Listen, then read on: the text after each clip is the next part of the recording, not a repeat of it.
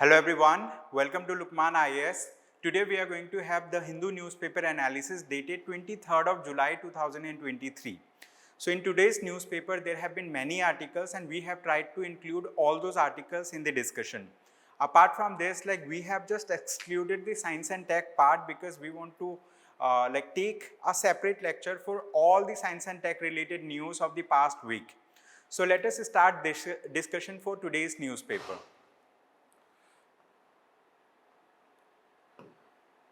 So these are the topics that we are going to cover in today's discussion.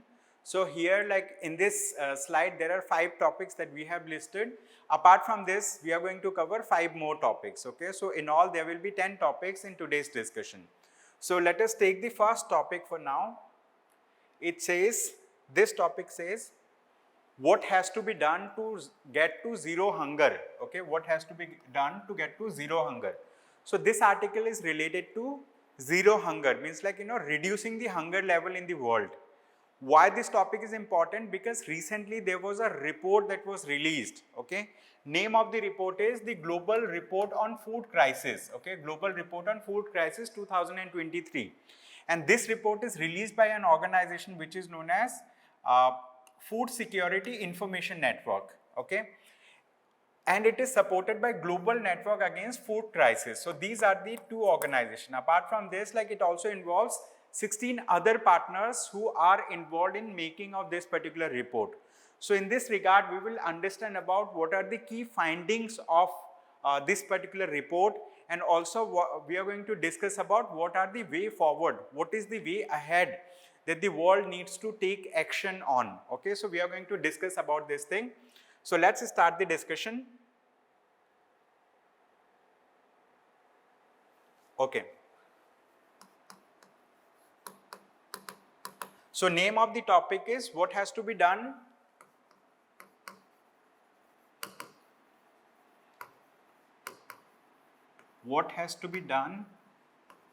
to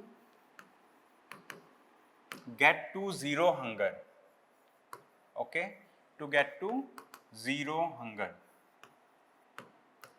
So this is the name of the topic, and you might be knowing that when we talk about zero hunger, right?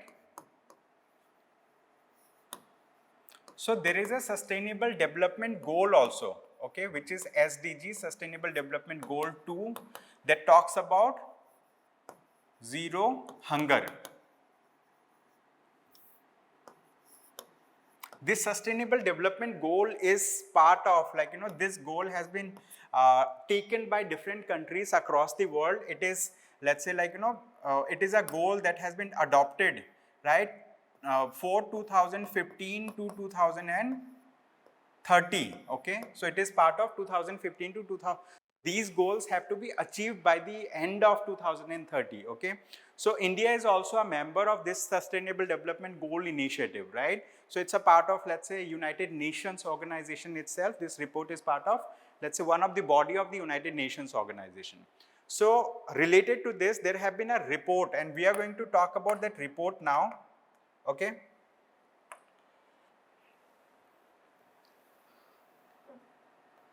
So let's talk about that report that was recently released. What is the name of the report? The name of the report is the Global Report on Food Crisis. The Global Report on Food Crisis. GRFC 2023. This is the name of the report. Which organization has released this report? This report has been released by this organization which is known as Food Security Information Network. Okay, it's this report has been released by Food Security Information Network. Food Security Information Network. So this particular organization released this report. Okay, So name of the report is very important. It is important for the prelims exam, okay? And also this topic in itself is important for the mains exam. Why this topic is important? Because here we are discussing a very important issue which is related to hunger. So in this article, the author has, let's say, talked about that, like, this global report on food crisis 2023. So they have released a holistic report that talks about, let's say, level of hunger in the world. And in this report, they have mentioned that, like, like in 2022, right? So there were huge number of people who were hungry, okay? There were huge number of people who were hungry, and that ranged between 691 million to 783 million, okay? 691 million to 783 million people, right? 783 million people. So they were hungry, okay? So they were facing food crisis, okay? And the author says that, like, even after pandemic, now the food crisis thing, I mean, like, we have not been able to overcome the level. I mean, like, we are still lagging, okay? We are still lagging lagging as compared to pre-pandemic level, okay? As compared to pre-pandemic level. Pre-pandemic means like before 2020, right? Before 2020, the level of number of people who were facing hunger crisis, right? So it was lesser as compared to now. So we have not been able to reach to that level as of now, okay? We have not able to reach. Apart from this, in this article, they have also talked about that, like, what does this particular report, let's say, like, talks about. So in this report, they have mentioned that what are the key findings, So they said that one thing, like when we talk about key findings of this particular report, one of the finding is we have not been able to surpass the pre-pandemic level, in the sense, like, pre-pandemic, before 2020, there were lesser incidents of food crisis than now, okay? So we need to work towards achieving this. Apart from this, the author also cites, right, one important thing. It says that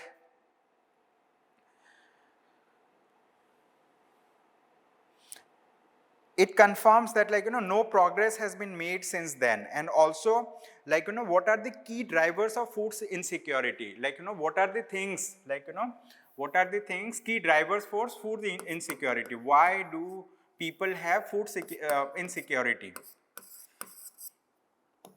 So we are going to discuss about food insecurity related issues also.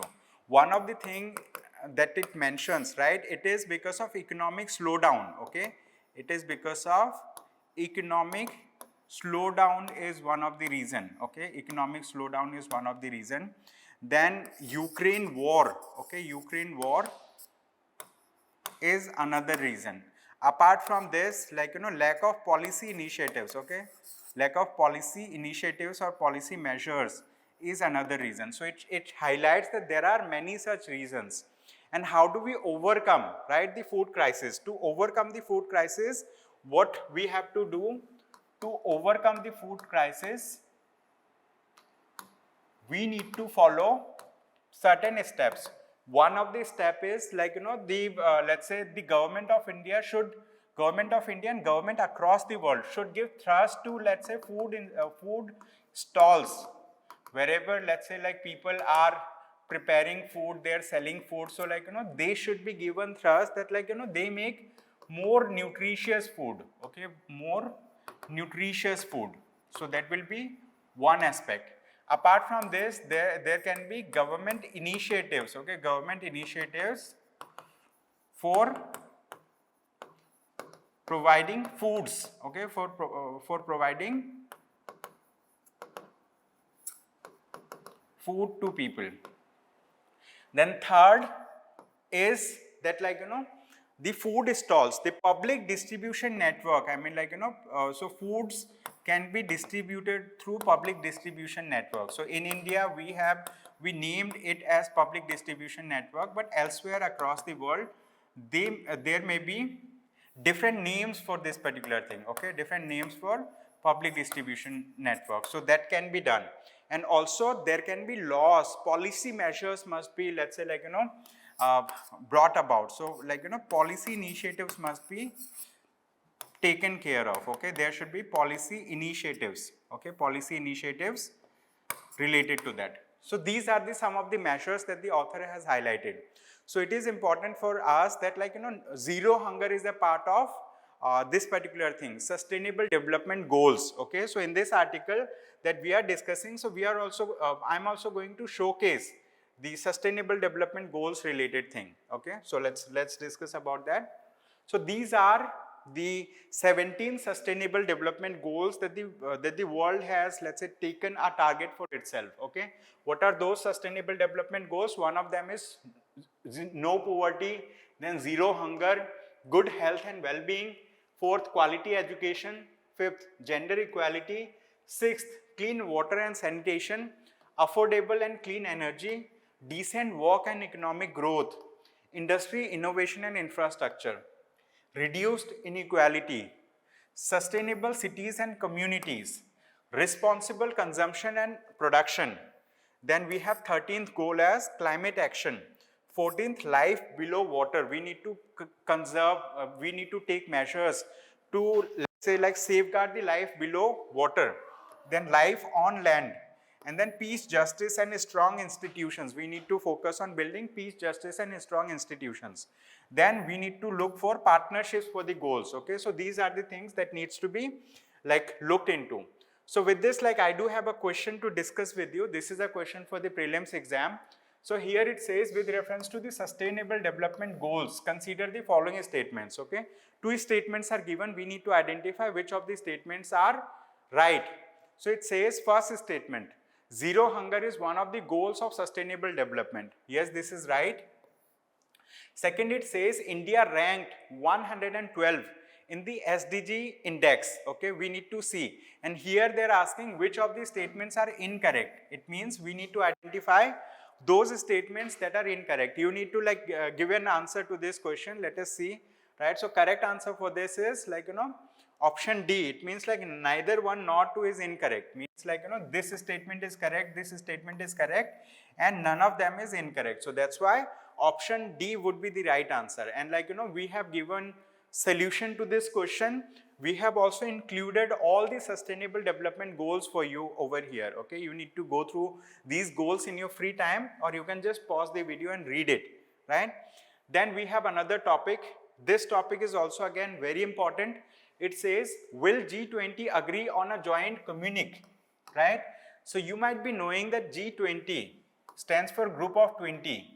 And India is currently holding presidency. Okay, India is holding presidency of G20 grouping. So at different places in India, we are holding discussion with the G20 member countries. Okay, we are holding discussion in such a manner that different issues are taken up at different places in India. So in this article, they have mentioned about one important term which is known as Sherpa. What do we mean by Sherpa? Sherpa is, let's say, like, part of the, Sherpa is a part of the head of states. Let's say, like, head of states nominate a staff member, like, and among the staff member, one person will be representative of a country. So from India, it is Amitabh Kant. Okay, so Amitabh Kant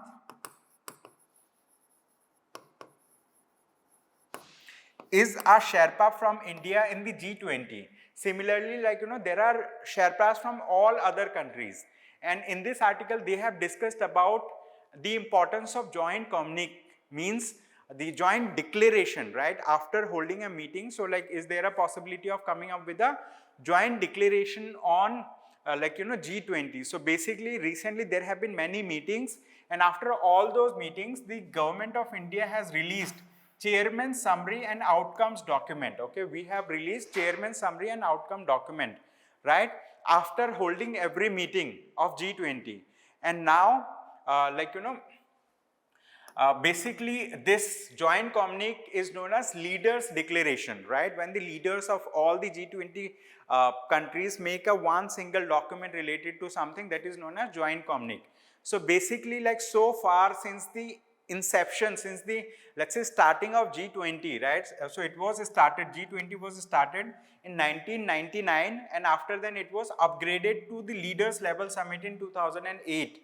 Means after 9 years it was upgraded to leaders level summit. I mean, like, here the heads of the states meet, right? So since then, in every meeting there has been a joint communique, there has been a joint declaration on various aspects, right?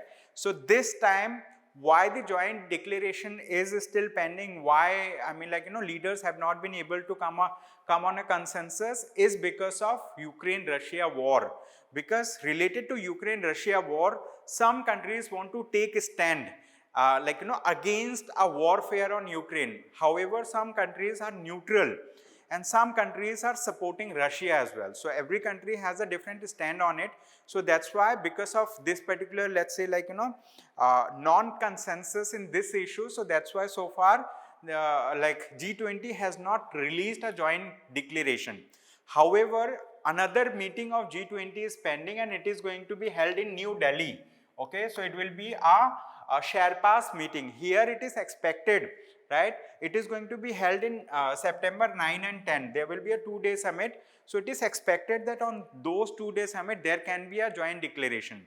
However, like, as part of this particular negotiation, these countries have decided to, right? These countries have decided to include Bali paragraphs. Okay, what they have decided? They have decided to include Bali paragraph. So what do we mean by Bali paragraphs?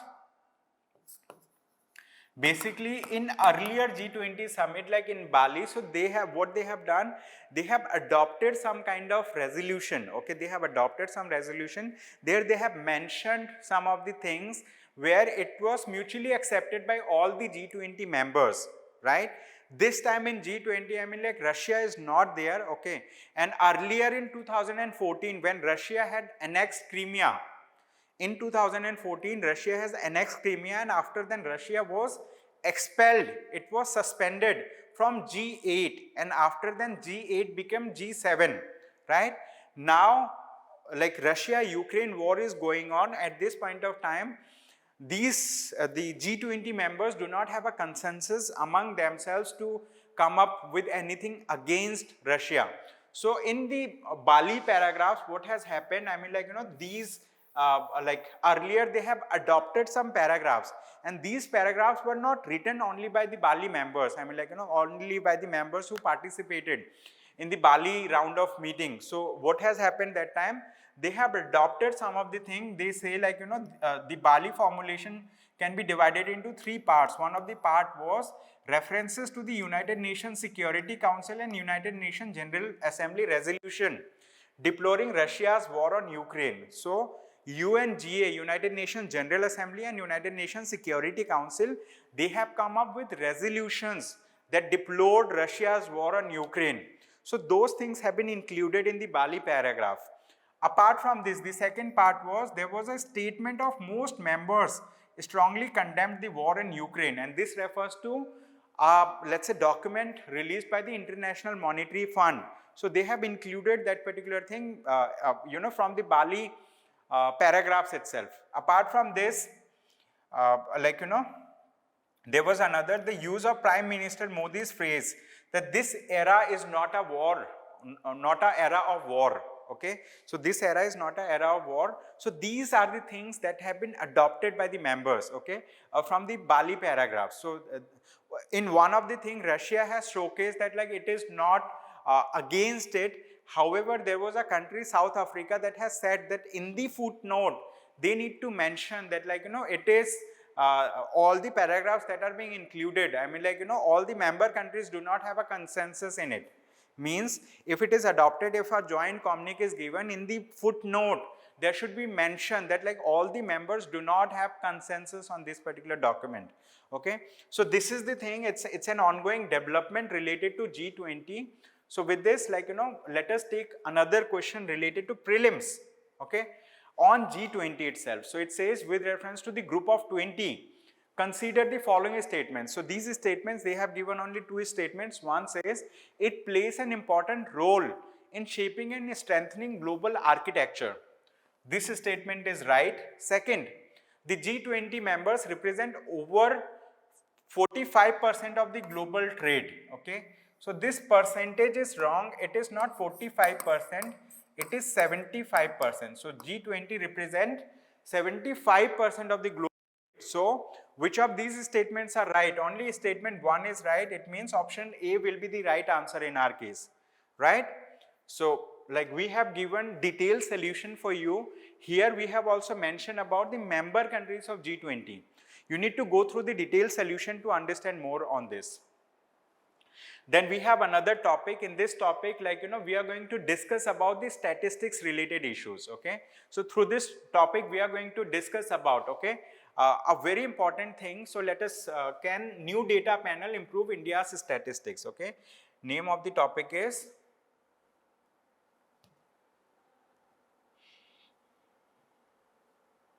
okay. This is another topic.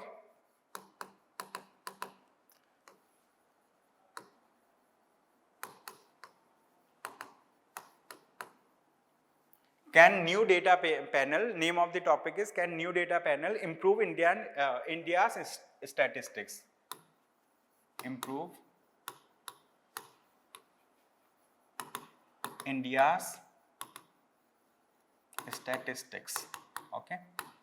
So this is a topic that we need to address here. Basically, like this topic is related to one very important aspect. One aspect which is related to the data which is released by National Statistical Organization, and under National Statistical Organization we have National Sample Survey Office, right?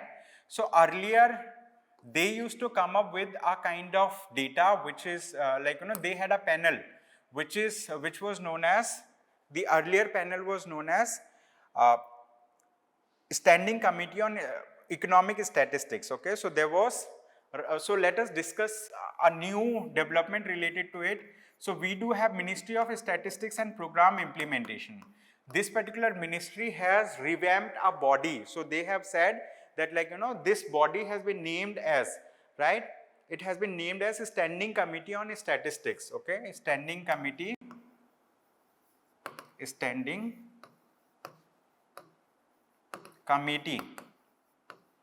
on Statistics. Standing Committee on Statistics. So Ministry of Statistics and Program Implementation has, let's say, has devised a new body which is Standing Committee on Statistics.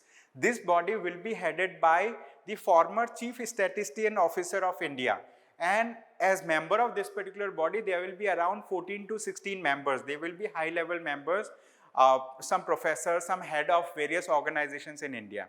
So this particular body, right, what it is going to come, it is going to, let's say, advise, it is going to advise the National Statistical Organization or National Sample Survey Office. It is going to advise this thing so that these bodies can come up with proper data related to consumer price index. Then there is household, okay, household surveys, okay, household surveys, etc. So there are various kind of statistical data that is released by this organization, right? And this organization comes under Ministry of Statistics and Program Implementation. So this particular Standing Committee on Statistics is going to, this committee is going to, let's say, guide these organizations to come up with these surveys, because this body will be a very high level body. Earlier, right, if I talk about previous case, so earlier what used to happen, earlier in place of this particular body, in place of this Standing Committee on Statistics, earlier there was another body which was known as Standing Committee. It was known as Standing Committee on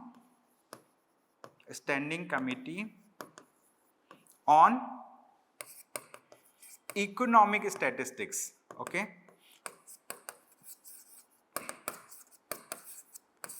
Standing Committee on Economic Statistics. This particular body had a mandate of looking into all those statistical data that is associated with economics, right? So that time it was looking into, let's say, consumer price index, then there were various household surveys, and that included many things. So I will be reading out those things for you so that like you have an understanding. Data like index of industrial production, consumer price index, apart from surveys, right? So this was being looked into by this particular body. However, like for calculation of consumer price index, it used to have a basket of goods that were based on 2012, let's say, consumption pattern. So these baskets of goods were recently criticized by, let's say, officials from the like economic advisory committee to the Prime Minister. So after then the Ministry of Statistics and Program Implementation have, let's say, scrapped this particular body. They have, let's say, created this body so that the data can be let's say new. And earlier also the government of India has scrapped means they have not accepted our data like household survey that was released by National Statistical Office in 2017-18. Okay, so that's why they have named this article is, can the new data panel improve India's statistics? Okay, so author said yes, it can improve. However, it need to work very diligently so that like outdated data can be scrapped and new data and new methodologies can be adopted. Okay, since the body that the government of India is implementing, it is going to be a high level body, so they can do it. Okay, so this is what is said by the author in this article. So with this, like we will move to next topic quickly. It says Russia accepts a para on Ukraine war. Okay, Russia accepts a para on Ukraine war. At G20 meet, China continues to oppose a joint document saying geopolitical issues should not be included in the statement. And South Africa introduces new concerns. Countries differ on phasing out versus phasing down on fossil fuels during energy transition discussion held in Goa. So since we have just discussed that India is holding presidency of G20 summit, right? And recently there was a meeting, right, of the G20 like member countries in Goa, and that was named as Energy Transition Summit. And in the Energy Transition Summit, like the countries have had differing opinions. They had different opinions. One of the country has said like some of the countries said like we need to phase out the fuels. Others said like we need to phase down. India, let's say like we are largely dependent on fossil fuel derived energy. So like we are also not in favor of phasing out. We are in favor of phasing down. Means like we want to utilize them, but like slowly and gradually. And we want to transition to alternative sources of energy on a gradual level. Okay, so that was the stand. And related to G20, we have initially discussed that these countries, the G20 member countries, do not have a consensus related to coming up with a joint communique or joint declaration. That's why China has, said, like China has taken a stand against any geopolitical discussion in G20. They said like G20 is an economic forum. It's not a military alliance. G20 is not a military alliance. So that's why China has said that G20 should not come up with a document that that highlights any geopolitical issue. That was one part. And then South Africa has also shown its reservation. In this sense, South Africa said that if you are adopting the Bali paragraphs, in that case, right, in that case, in the footnote, you need to mention that like all the member countries do not accept this particular thing. Means like there is no consensus. Although you can adopt it, but like there should not be any consensus in this. So this is just an updated, let's say, thing related to this. And this is a topic related to IR. Its syllabus is mentioned over here. In your free time, you can go through it. Then we have another topic. We are going to discuss this topic quickly. It says, Tele MANAS helpline run by government has fielded 2 lakh distress calls. Okay. We have already discussed about Tele MANAS, right? Tele MANAS is an initiative of the Ministry of Health. It is an initiative of the Ministry of Health, right? Ministry of Health. It is an initiative of Ministry of Health at larger level. It is looked after this particular ministry. So basically, MANAS means like it is mental health initiative under which the government of India at various district level, it is going to, let's say, like counsel those people who are facing some mental problems. In the sense, people are in distress, they are in high stress, they are facing suicidal tendencies, and any other mental related aspects will be addressed by the counselors through Tele MANAS initiative. So this initiative has been implemented at district level in 2022 itself, and since then, through this initiative, they have, let's say, like responded to 2 lakh distress calls. Okay, so this initiative has been successful to a great extent, by consoling those people who are facing huge stress, who are facing emotional trauma, emotional disturbance in their lives. Okay, so this is a good initiative by the government of India, and also, let's say, there are many students across India who are facing one or other problem. They can also make a call to the Tele MANAS, let's say, call center or numbers that are mentioned. In this article also, they have mentioned the numbers. Okay, these numbers are listed over here. You can just download the PDF from the YouTube description and you can note down these numbers, and whenever you face any stress, whenever you needed some kind of, let's say, counseling, you can simply give them a call. It is going to be a free of cost service. They are going to assist you, and like it is, let's say, operational in multiple regional languages.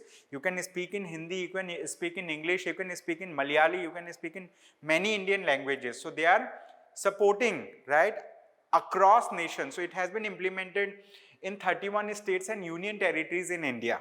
Okay, so this is a good initiative of the government. Apart from this, we have another article. This article is related to environment and ecology. In this article, we are going to talk about different species of vultures. We are going to discuss about, let's say, their conservation status. We are going to talk about their IUCN status also, right? So recently, this article, talks about 8 critically endangered oriental white-backed captive-bred vultures were released into the wild, okay, in 2020 from Jahidul Conservation Breeding Center in Pinjore, Haryana. So in this article, they have talked about different types or different species of vultures, their conservation status also. So they have discussed about 3 species of vultures, and these species have the recognition of critically endangered under the International Union for Conservation of Nature. Okay, so I'm going to write all of them for you so that, you can remember this and you can answer a question in the prelims exam also. Okay, so this vulture related article is very, very important. So name of the topic is Captive-bred vultures take wing in forest expanses. Okay, topic.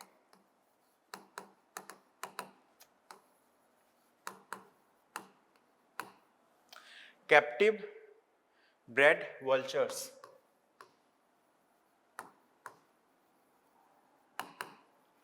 Captive-bred vultures take wings in forest expanse. Take wings in forest expanse.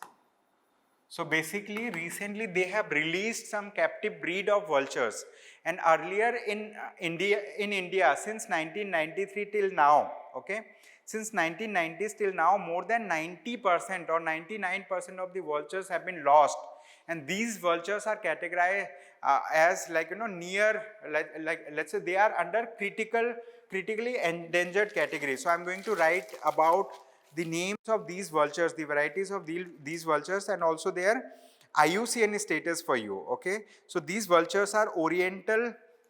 Okay, name of these vultures are, one of the vulture is the oriental white-backed. Okay, the oriental white-backed.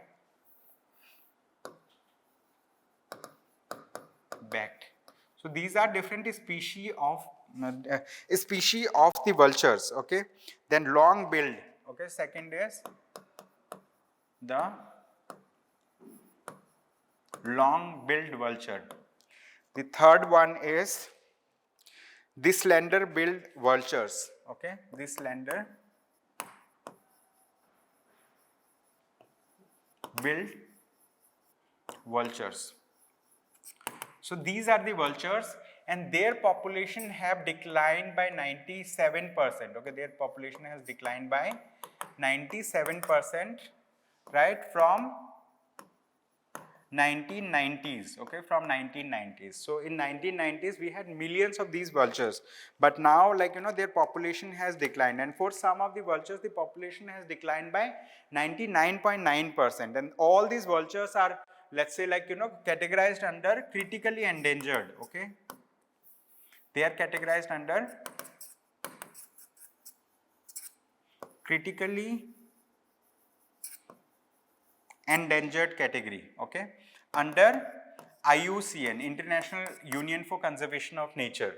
And at the same time, if I talk about what is their conservation status in India they are part of Schedule 1 of the Wildlife Protection Act. Okay, in India they are part of Schedule 1 of Wildlife Protection Act 1972. Okay, it means these vultures enjoy the highest level of, okay, highest level of conservation status. Okay, highest level of conservation status in India. So this is about these vultures. Okay, this is about these vultures. You need to read about them, right? You need to read the paragraph to understand about, let's say, other things that they have mentioned. They have mentioned about a body which is known as Bombay Natural History Society. Okay, Bombay Natural History Society. This particular society looks into the natural history aspect. It looks into conservation of various types of plants and animals. Generally, like, you know, they look into animals, birds, and all these things, right? So you need to read about this in your free time. So with this, let us move to another topic quickly. And also we have included, right, names of these vultures, their conservation measures, like what is their IUCN status, right? So let's say this was the long-billed vulture. Okay, long-billed vulture. It is critically endangered. Then we have slender-billed vulture, critically endangered. Oriental white-backed vulture, critically endangered. So all of these three, you know, vultures were mentioned in the like, you know, article that we have read. Apart from this, they have mentioned about other vultures and their IUCN status, because this IUCN status thing is very important, right?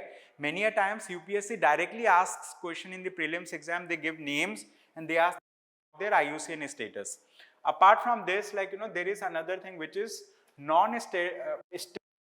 anti-inflammatory drugs and vultures. Okay, so basically many of these vultures have been lost, they have gone extinct.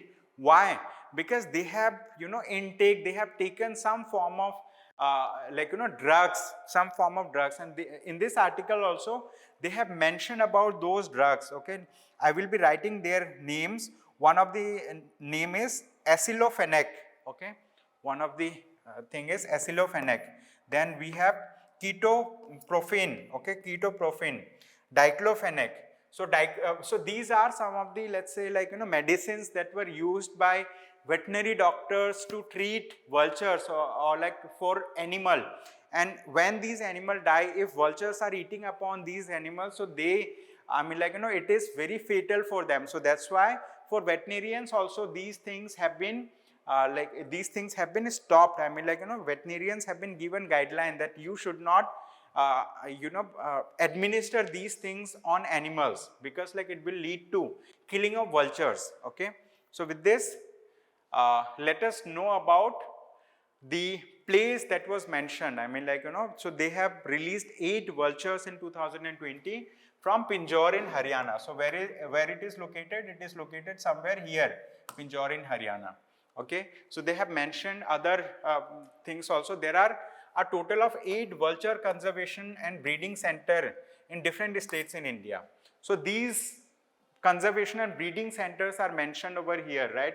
Pinjore, then Rani in Assam, Muta in Ranchi, then we have this Raja Bhatkawa in West Bengal, then we have Nanda Kannan in Odisha, then in Hyderabad in Telangana, then Junagadh in Gujarat, and then Kirpan near Bhopal. So these are the places where vulture conservation program is running. Okay, vulture conservation and breeding centers are located. Apart from this, we have another topic. I'll be little quick in covering this topic. It is a very important topic, very, very important. It says ISA member nations aim to ink deep sea mining rules by 2025. Okay. So this International Seabed Authority is a part of the United Nations Convention on the Law of the Sea. Under that, this body has been implemented, the International Seabed Authority, and its headquarters is in Jamaica, right? Kingston. Okay. Now, what is the, let's say, highlight about it, that this these member nations are going to make a rule related to seabed mining. Okay. So the International Seabed Authority's member nation agreed on a 2-year roadmap for the adoption of deep sea mining regulations. Okay. So they want to adopt deep sea mining regulation. The ISA and member states have spent the past decade trying to hash out a code for exploration of nickel, cobalt and copper in deep seabed areas outside national jurisdiction also. And you might be knowing that India has also got approval from International Seabed Authority for its flagship deep sea mining program. Okay, deep sea mining program. And this deep sea mining program or initiative comes under Ministry of Earth Sciences. Okay, Ministry of Earth Sciences. And as part of the deep sea mining, we are going to send capsule that is going to have human being also, right? So habitable capsule inside the deep sea. From there, we are going to extract something which is known as polymetallic nodules. Okay, polymetallic nodules. Okay, we are going to extract polymetallic nodules. These nodules are of ball shaped and they have minerals of different types. Okay, that is going to be beneficial, economically beneficial for the country. Okay, so this topic was very important for the prelims exam, International Seabed Authority, and we do have a question on this topic for you. On International Seabed Authority, it says, what is the International Seabed Authority responsible for, right? What is the work of International Seabed Authority? It is responsible for overseeing and governing mining activities in the international seabed area. Okay, correct answer would be option C for this question.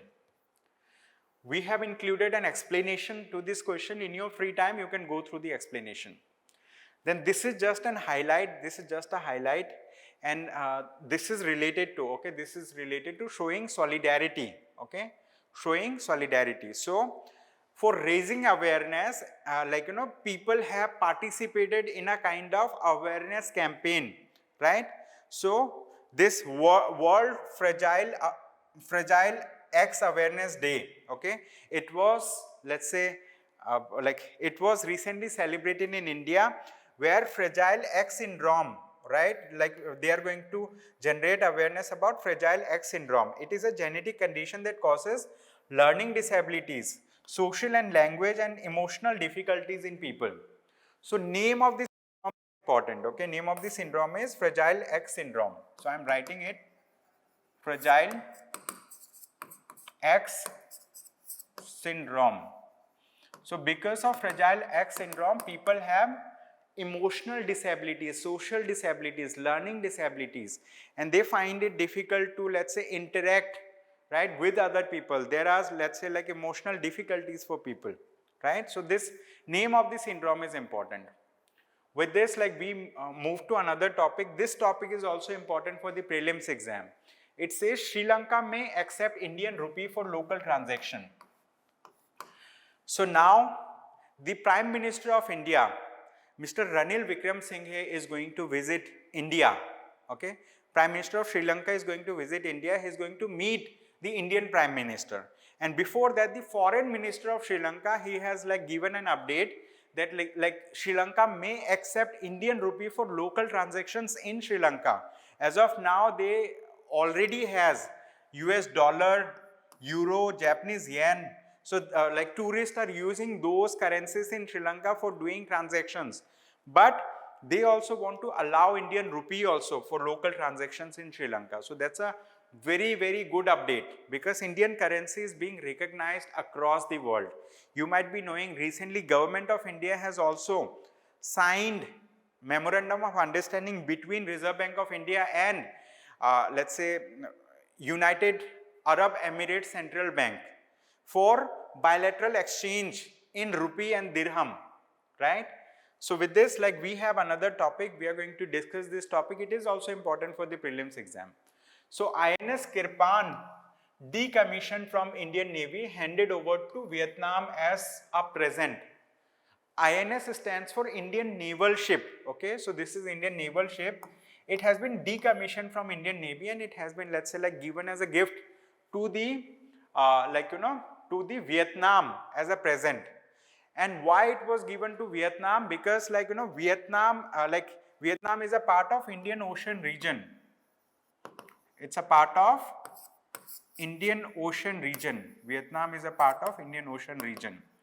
And so to have influence over Indian Ocean region, Government of India wants to have diplomacy with all those countries that are part of Indian Ocean region, and like to showcase its strength, to showcase its let's say, like, positive attitude.